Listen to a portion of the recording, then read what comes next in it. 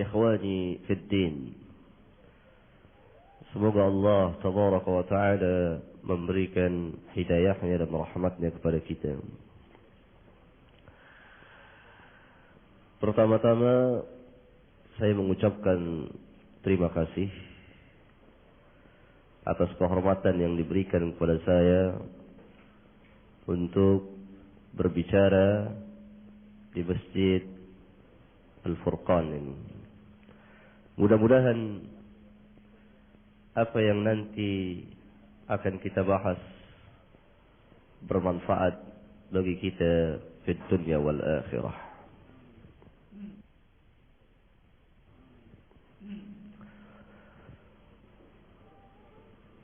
Saudara-saudara yang saya hormati,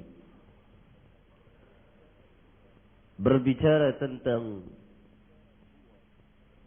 ukhuwah Islamiyah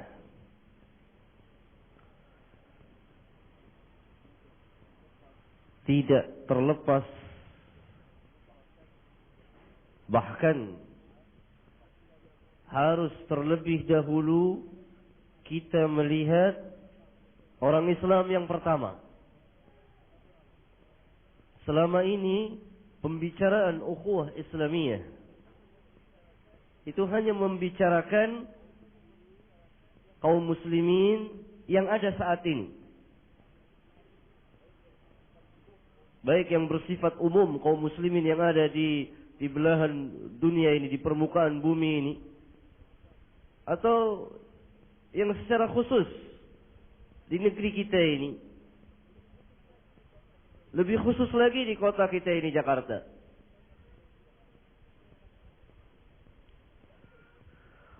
Kalau kita akan membicarakan ukhuwah Islamiyah, tidak dapat tidak kita harus berbicara dan melihat kepada orang Islam yang pertama. Karena kita ini jadi orang Islam yang kesekian, bukan yang pertama. Ayat-ayat Al-Quranul Karim turun untuk orang Islam yang pertama itu. Seperti ayat kuntum khaira ummatin ukhrijat linnas. Kepada siapa pertama kali turun ayat yang mulia ini? Kepada orang-orang Islam yang pertama. Bukan kepada kita dahulu, karena kita belum ada. Kita bisa masuk ke dalam ayat yang mulia ini apabila kita mengikuti orang Islam yang pertama yang Allah firmankan kuntum khairu ummatin ukhrijat linnas. Jadi bagaimana generasi pertama dari umat ini menciptakan ukhuwah di antara mereka? Itu yang harus kita contoh.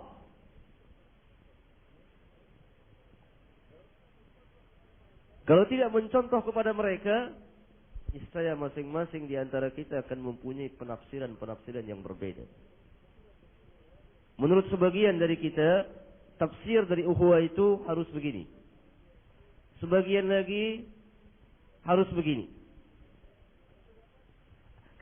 Kita dapati di kalangan kita dan tidak pernah selesai ukhuwah itu. Karena mereka tidak melihat ukhuwah kaum muslimin generasi yang pertama. Bagaimana ukhuwah Islamiyah mereka itu?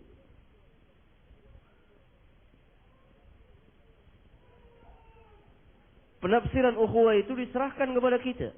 Karena itu ada berbagai macam ta'rif, pengertian tentang ukhuwah itu. Sebagian misalnya mengatakan, untuk memelihara ukhuwah Islamiyah ini tidak perlulah kita membahas masalah-masalah khilafiyah. Ini tafsir yang keliru, bahkan batil. Menurut nas Al-Quran dan sunnah Nabi yang mulia. Nas Al-Quran, فَإِن تَنَازَعْتُمْ فِي شَيْءٍ فَرُدُّوهُ إِلَى اللَّهِ وَالرَّسُولِ. Apabila kamu berselisih tentang sesuatu, kembalikan kepada Allah dan Rasul. Masalah khilafiyah, masalah yang diperselisihkan, perlu dibahas, kembalikan kepada Alkitab dan sunnah Nabi yang mulia alaihi salatu wassalam. Tidak usah membahas tentang kunut subuh. Tidak usah membahas tentang usolli demi memelihara ukhuwah Islamiyah. Cara yang seperti ini tidak pernah ada pada generasi pertama umat ini. Coba berikan contoh kepada satu saja yang tidak pernah dibahas pada generasi yang pertama. Tidak ada cara yang seperti ini. Ini tafsir dari kita sendiri. Bahkan di negeri kita ini, di negeri kaum muslimin yang lain tidak ada tafsir yang seperti ini. Kalaupun ada jumlahnya hanya sedikit. Tafsir yang seperti ini tidak menciptakan ukhuwah Islamiyah, bahkan membuat renggang dan semakin jauh. Kenapa? Karena tidak berlandaskan Alkitab dan Sunnah Nabi yang mulia alaihi salatu wassalam. Itu salah satu contoh pentafsiran tentang ukhuwah yang salah, keliru. Berarti dengan sendirinya amar ma'ruf nahi munkar tidak tegak. Peningkatan ilmiah tidak ada lagi. Untuk apa nuntut ilmu kalau segala permasalahan tidak perlu dibahas?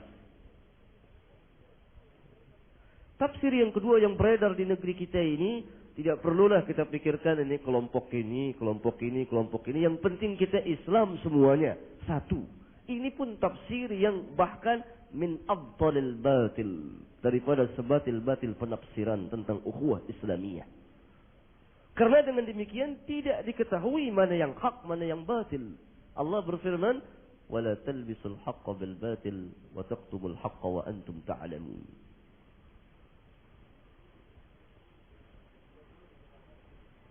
Tidak perlu dibedakan. Di sini ada kelompok-kelompok bermacam-macam.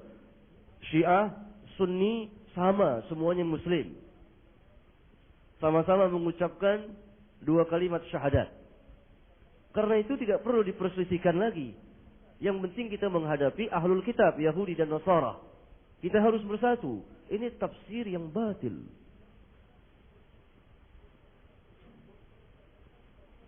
Mempersatukan di antara sekalian kelompok itu. Yang kelompok-kelompok itu telah menyimpang dari Islam. Telah menyimpang dari Al-Quran dan Sunnah. Bahkan sebagiannya telah keluar dari Islam. Bagaimana bisa dikatakan, yakni bisa bersatu dengan kelompok-kelompok seperti ini? Ini pun penafsiran tidak pernah keluar dari seorang pun imam, ulama. Bahkan dari generasi pertama umat ini. Nah, dari dua contoh penafsiran yang salah ini, mari kita melihat kepada tafsir ukhuwah Islamiyah yang hak, yang benar, dan pernah ada pada zaman Rasulullah sallallahu alaihi wasallam, dan tercipta antara kaum muhajirin wal ansar. Kita mulai dari firman Allah tabaraka wa ta'ala, surat At-Taubah ayat 100.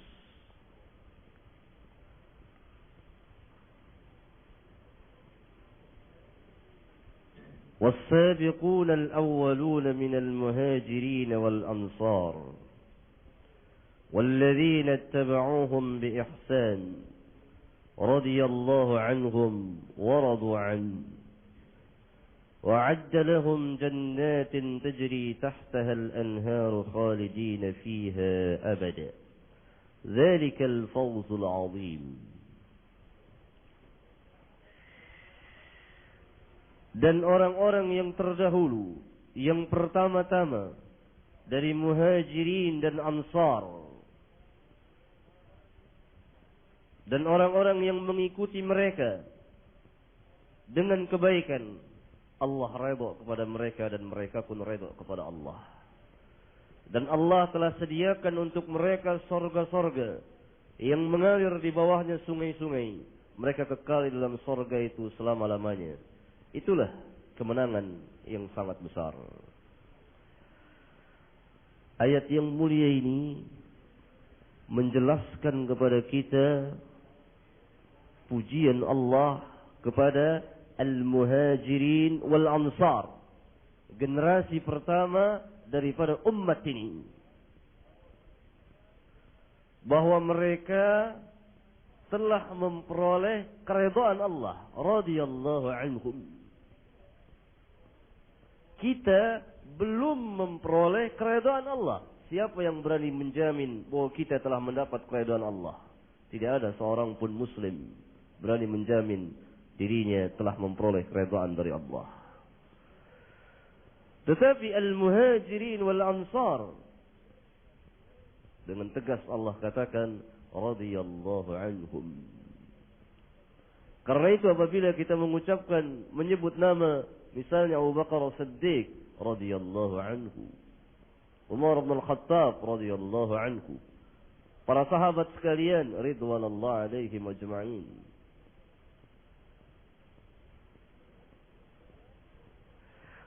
generasi yang telah memperoleh keridhaan daripada Allah, Allah redha terhadap mereka. Tentunya segala perbuatan mereka itu telah memperoleh keridhaan Allah. Salah satunya adalah ukhuwah Islamiyah itu. Yang di ayat yang lain Allah telah tegaskan, innamal mu'minuna ikhwah. Hanya saja orang mukmin itu bersaudara. Dan di banyak hadis yang dikeluarkan oleh Bukhari, Muslim dan lain-lain, Nabi bersabda, al-muslim akhul muslim. Orang muslim, saudara orang muslim yang lain. Bahkan di hadis sahih yang dikeluarkan oleh Bukhari Muslim, Nabi berkatakan, al-mu'min lil-mu'min kal-bunyan yashuddu ba'duhu ba'dan. Orang mukmin dengan orang mukmin yang lain seperti satu bangunan.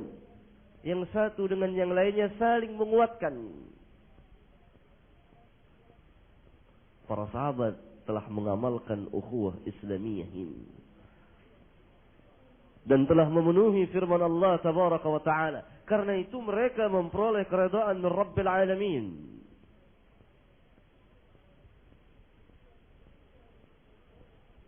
Kita untuk memperoleh keridhaan min Rabbil Alamin harus mengikuti al-muhajirin wal ansar. Karena Allah katakan, walladzina tabauhum bi ihsan. Dan orang-orang yang mengikuti mereka. Kemana kembalinya domir hum ini kalau bukan ke al-muhajirin wal ansar.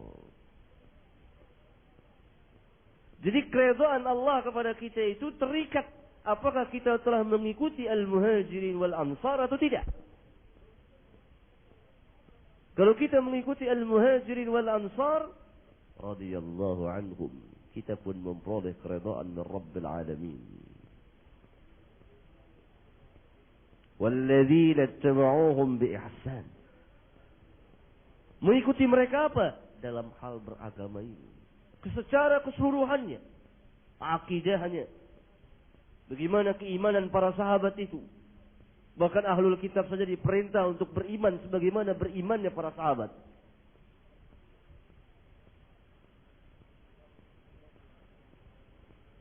Allah perintahkan kepada orang-orang munafikin.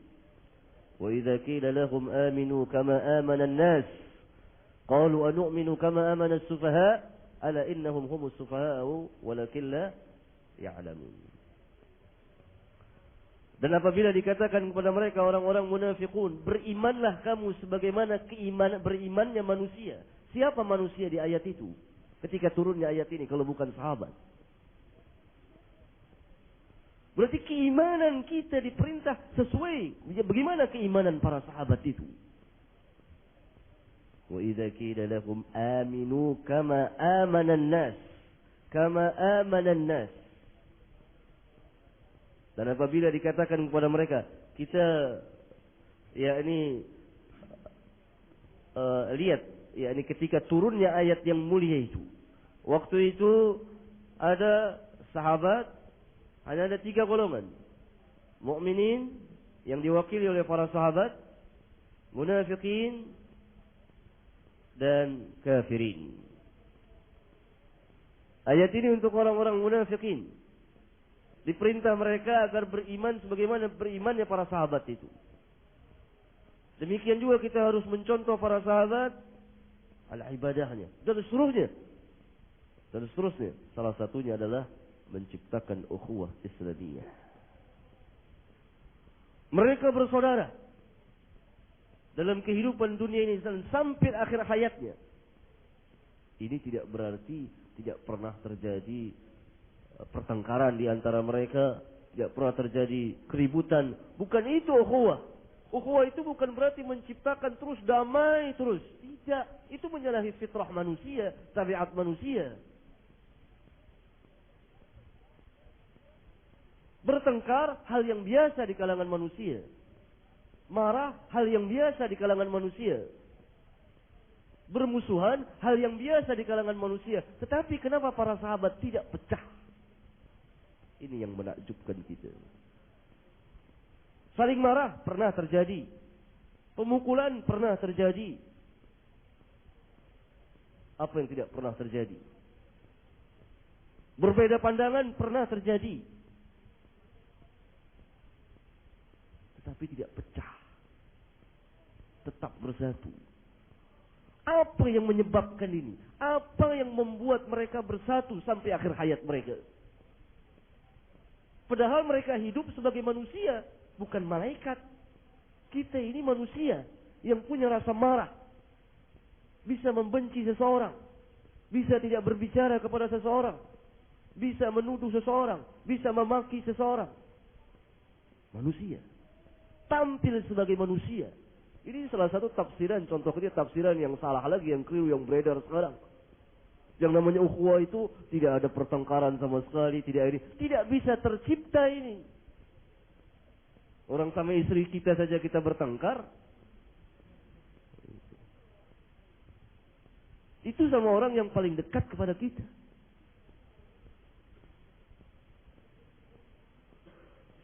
Jadi kita harus melihat pertama apa yang mempersatukan mereka itu.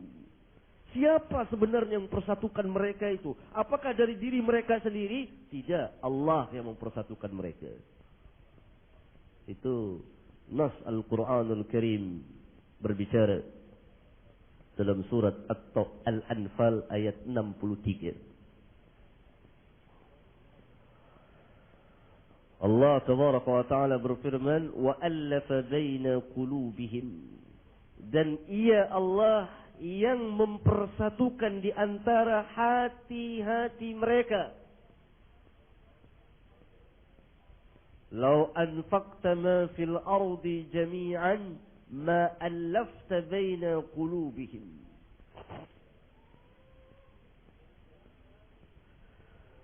Dan kalau sekiranya engkau menginfakkan harta yang ada di permukaan bumi ini semuanya, ma allafta baina qulubihim, niscaya engkau tidak akan mampu mempersatukan di antara hati-hati mereka.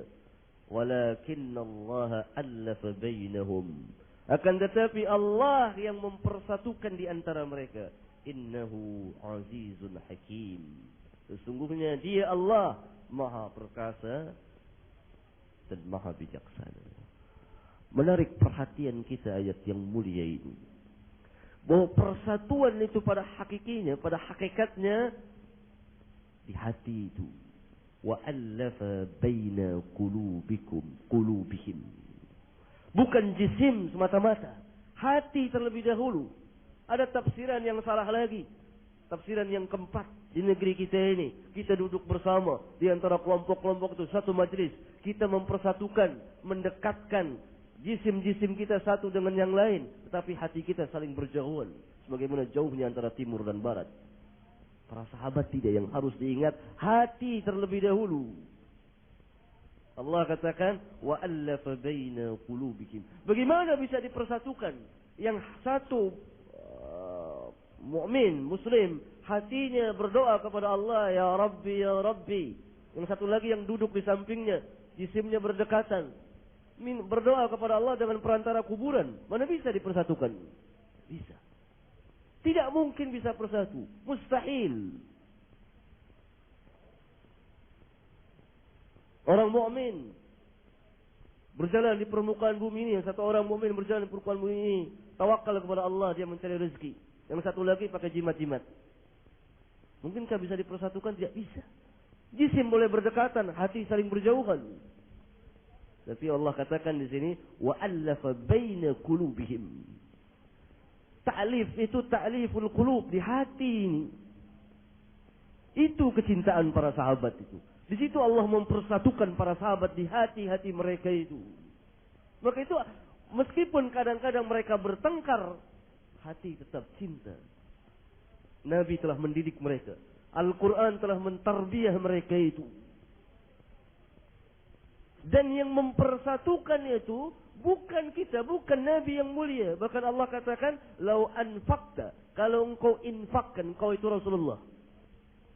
Harta yang ada di permukaan bumi ini jami'an semuanya, ma'allafta baina qulubihim. Engkau tidak akan mampu mempersatukan hati-hati mereka. Maka itu tidak ada seorang pun manusia di negeri kita ini yang mampu mempersatukan kita. Nabi saja tidak mampu, apalagi kita. Nabi Allah katakan tidak mampu. Kita mau infakkan apa, bikin ini, bikin itu, tidak akan bisa mampu mempersatukan kita. Mungkin sejenak duduk bersama di majelis. Pulang, bubar lagi. Hatinya saling berjauhan. Tidak bisa. Nabi Allah katakan, "Lau anfaqta ma allafta, lau anfaqta ma fil ardi jami'an, ma allafta baina qulubihim, walakin Allah allafa bainahum." Akan tetapi Allah yang memberikan ta'lif, ikatan di antara hati-hati mereka. Persatuan, ini abad ke-15, kata abad kebangkitan Islam, persatuan Islam tidak pernah hasil. Tidak pernah hasil. Tidak ada. Di negeri kita ini berteriak para dai yang tidak mengerti tentang ukhuwah Islamiyah. Terus terang ini saya katakan belak-belakan saja. Itu. Ini zaman-zaman belak-belakan katanya kan. Tidak pernah ada. Saya sering menasihati, tidak bisa antum mempersatukan dengan cara begitu. Dengan cara tidak membahas khilafiyah. Dengan cara mengajak kelompok-kelompok ini untuk bersatu. Melupakan peristiwa. Tidak bisa, apalagi itu menyangkut masalah akidah. Bagaimana antum bisa mempersatukan yang satu kelompok muslim dan kelompok yang lain. Dan itu berbeda jauh. Harus dipersatukan dulu. Apa yang dipersatukan? Akidahnya. Tidak bisa. Antum tidak bisa mengundang mereka untuk duduk dalam satu majelis sejenak, sejam 2 jam saja itu. Itu lama saya terangkan begitu. Tidak bisa dengan cara seperti itu mempersatukan kaum muslimin. Allah yang akan mempersatukan kita itu, bukan kita. Boleh kita infakkan harta sebanyak-banyaknya, bikin muktamar, bikin musyawarah, bikin majelis, bikin ini, bikin itu. Tidak akan mungkin bisa bersatu.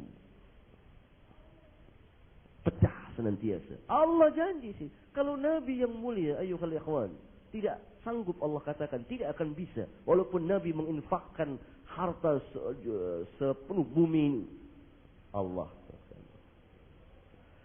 Kenapa Allah mempersatukan hati-hati mereka? Karena mereka telah mengijabahkan Allah dan Rasul-Nya.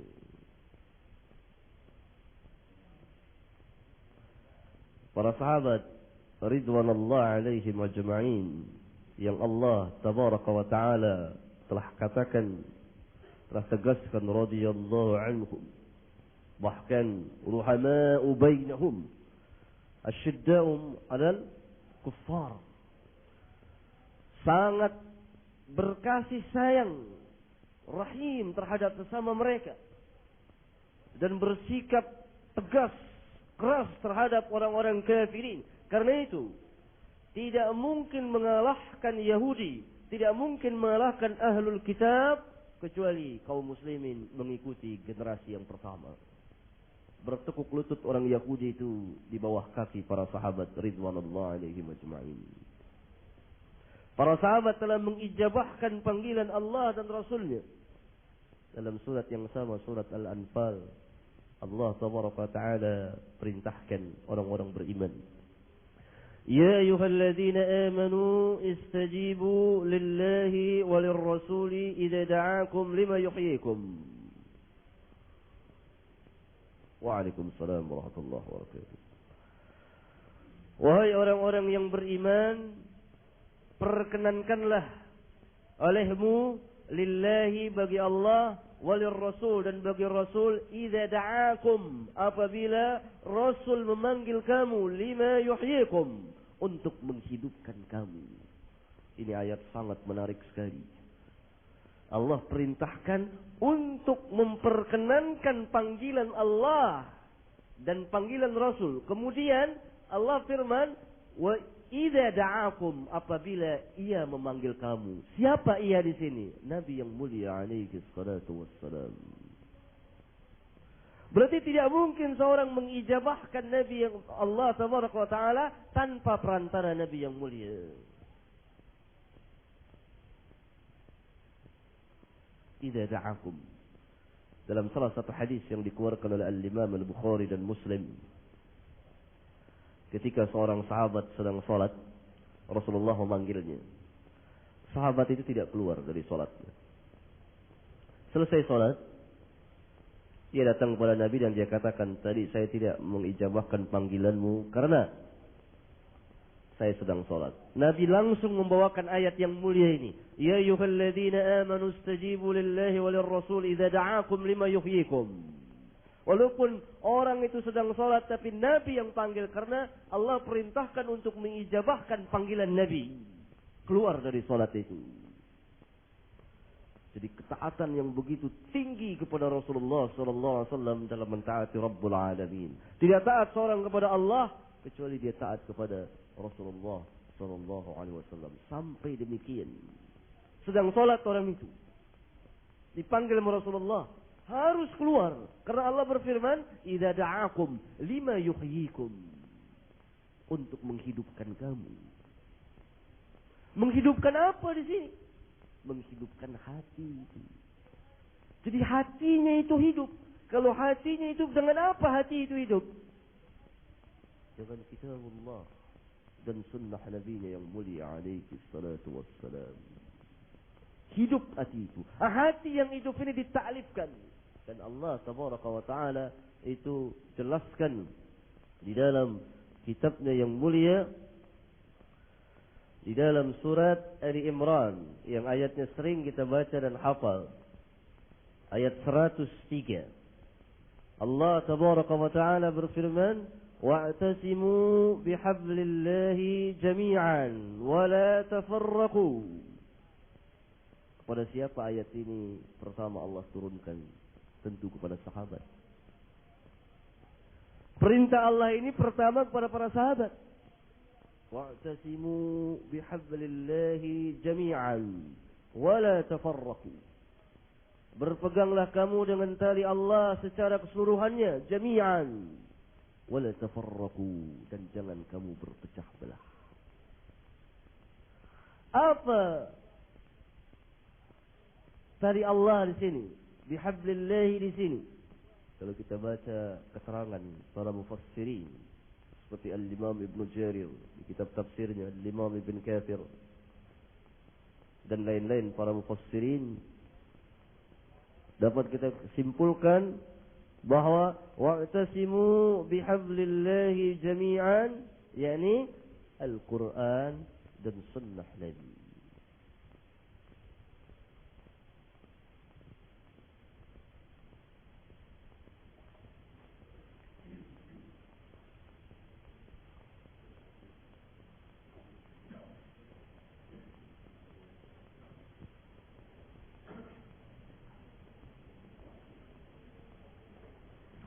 Wa'tasimu bihablillahi jami'an wa la tafarraqu.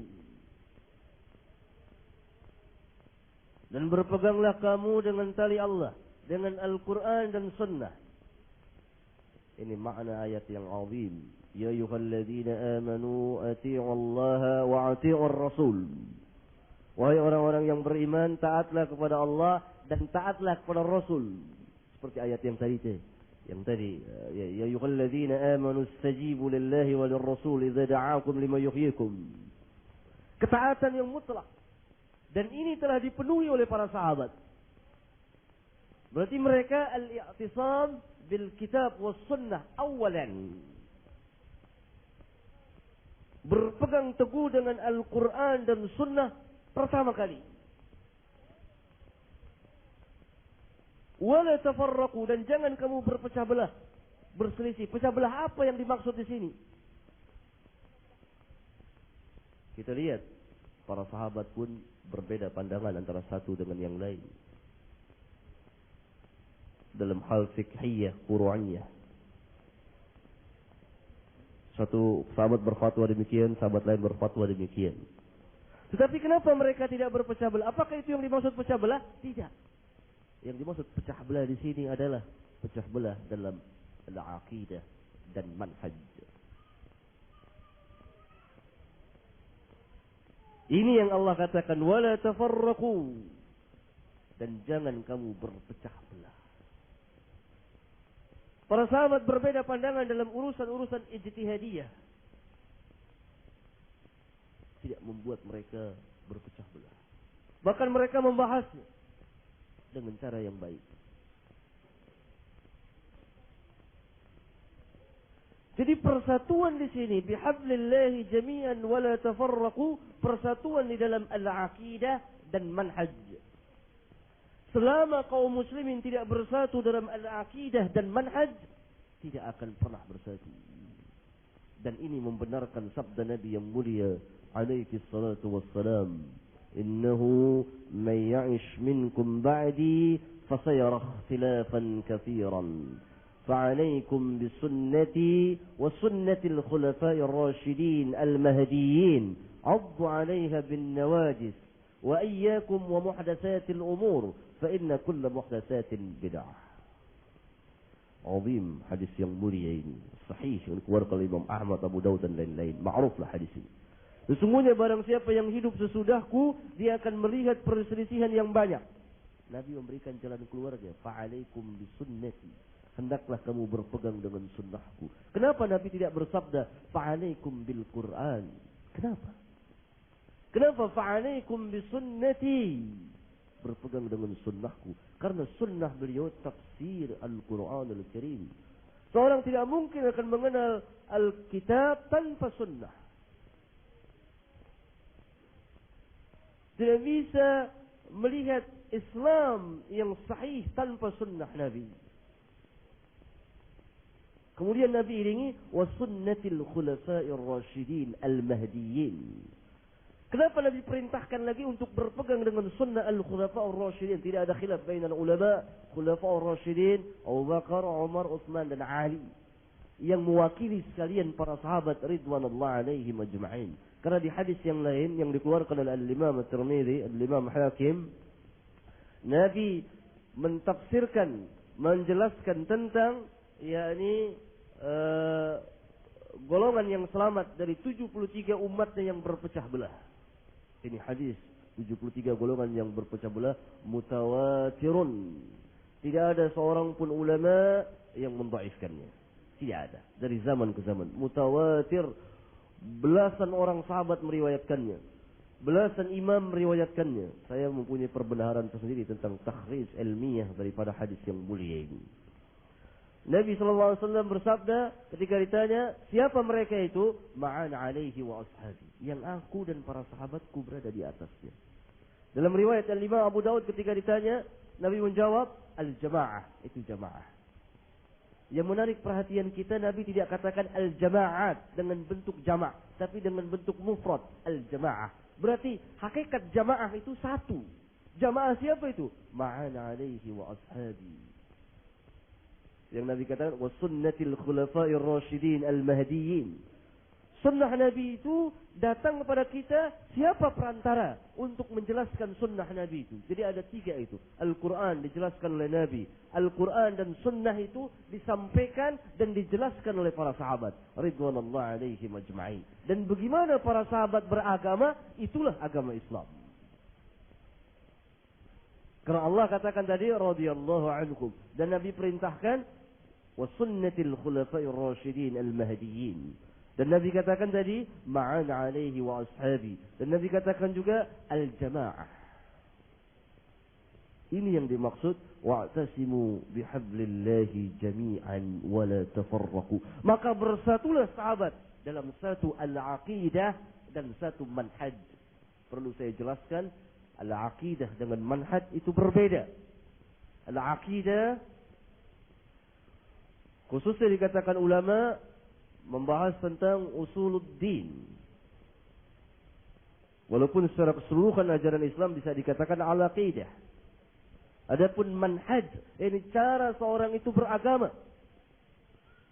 Suluknya, perjalanannya.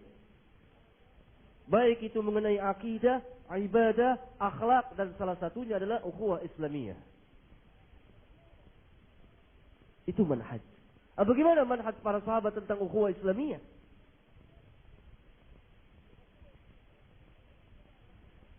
Ukhuwah Islamiyah akan tercipta apabila umat Islam ini telah bersatu al-aqidah dan al-manhaj.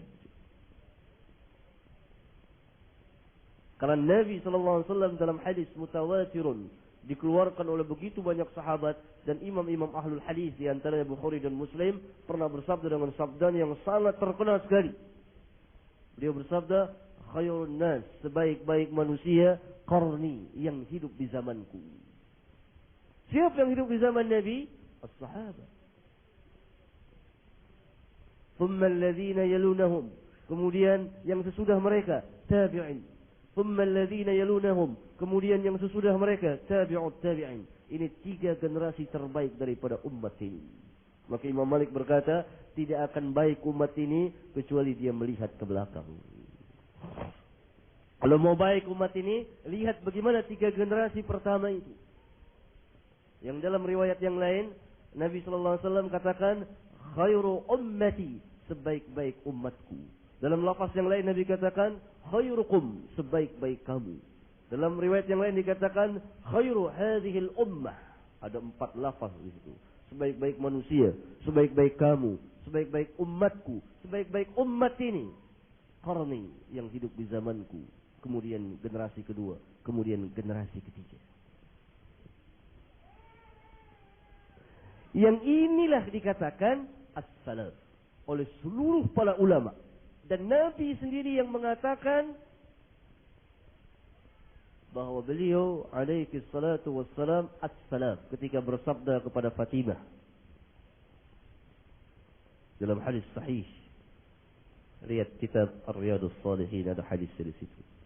Dan Nabi SAW bersabda ketika matinya Utsman bin Maz'un, yang sebelum itu mati anak perempuan beliau. Kata Nabi SAW dalam riwayat Al-Imam Ahmad, pertemukan dia bisalafin al-khair, dengan orang salaf kita yang terbaik, yang baik, yaitu Utsman bin Maz'un. Ini generasi inilah yang menjadi contoh seluruh umat Islam, khususnya yang hidup di zaman kita ini, khususnya yang kita sedang berada dalam keadaan kacau di negeri kita ini. Persatuan al-aqidah dan al-manhaj. Setelah mereka bersatu demikian, Allah ta'alifkan di antara hati-hati mereka itu. Allah ingatkan, lanjutkan ayatnya, firman-Nya, "Wadhkuru ni'matallahi 'alaikum." Ingatlah nikmat Allah atas kamu. "Idz kuntum a'da'an." Ketika kamu saling bermusuhan. Sebelum masuk Islam, telah terjadi permusuhan yang tajam di kalangan bangsa Arab umumnya, secara khusus di kalangan orang-orang yang tinggal di Madinah. Fa'allafa baina qulubikum. Lalu Allah ta'alifkan, persatukan di antara hati-hati kamu. Fa asbahtum bi ni'matihi ikhwanan. Maka jadilah kamu bi ni'matihi, dengan nikmat Allah. Bukan dengan sebab kita itu, dengan nikmat Allah tabaraka wa taala, jadilah kamu ikhwanan, bersaudara. Wa kuntum ala syafa hufratin minan nar. Padahal dahulu kamu berada di pinggir atau di tepi jurang neraka. Lalu Allah selamatkan kamu dari neraka itu. Kadzalika yubayyinu Allahu lakum ayatihi la'allakum tahtadun. Begitu. Dari sini kita mengetahui bahwa persatuan pertama dari para sahabat ridwanullah alaihim ajma'in adalah al-aqidah dan al-manhaj. Mereka bersatu ini, terciptalah ukhuwah. Dan mereka juga tampil sebagai manusia yang bisa marah, bisa bermusuhan, bisa memaki orang, bisa tidak bertanya kepada seseorang. Ngambek kata orang Jakarta. Wajar, itu manusia. Bahkan bisa berkelahi.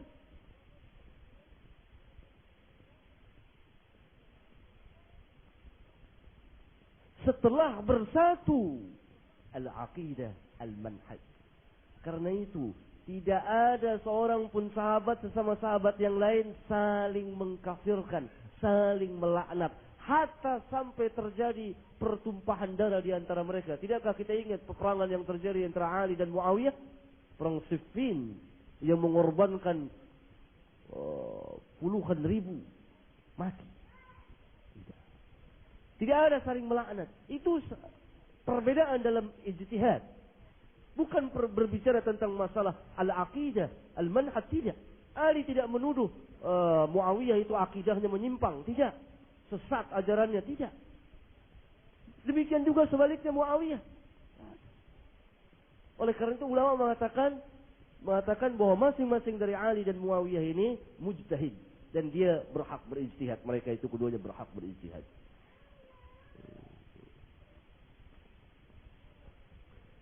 Sampai terjadi pertumpahan darah di antara mereka, tidak ada yang saling menyesatkan. Karena semuanya mereka tahu bahwa mereka berjalan di atas akidah dan manhaj yang benar.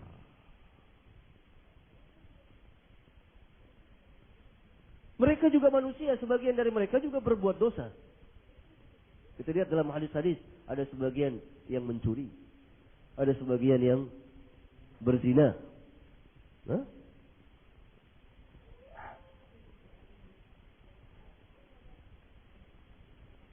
Nah, permasalahannya sekarang kita ini, khususnya di negeri kita ini, beres atau tidak agama. Jadi yang untuk menciptakan ukhuwah ini harus kita bereskan dulu kaum muslimin. Bukan kita teriak bersatu. Tidak mungkin, itu sudah diteriakkan oleh orang-orang yang sebelum kita. Dan tidak akan pernah berhasil. Tarbiyah dan tasfiyah kaum muslimin terlebih dahulu. Pendidikan bagi kaum muslimin.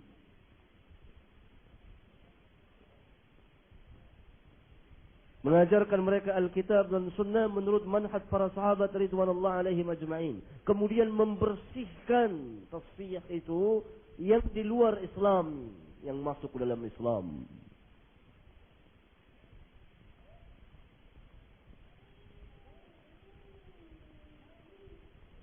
Kalau akidah dan ukhuwah ini, kalau akidah dan manhaj ini telah bersatu, tentunya yang lain min babil aula, kata ahli ilmu usul. Kalau kita dilarang berucap kepada orang tua, tentu menampar orang tua lebih dilarang lagi. Kalau al-aqidah dan manhaj telah bersatu yang demikian besar itu, apalagi yang di bawahnya, saling berkasih sayang, saling ini, lebih bersatu lagi. Itulah yang tercipta di kalangan para sahabat, sehingga Allah katakan ama'u